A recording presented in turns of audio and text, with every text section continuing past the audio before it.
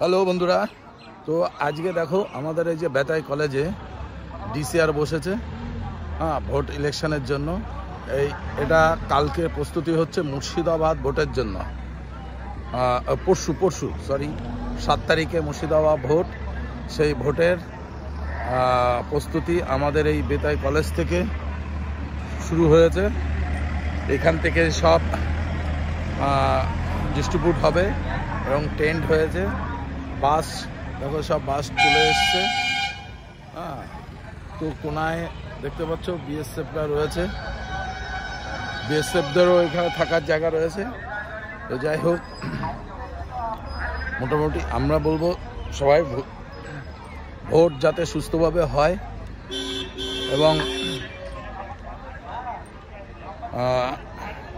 মুর্শিদাবাদে যাতে কোনো গণ্ডগোল ঝুটঝামেলা না হয় তার কামনা করি।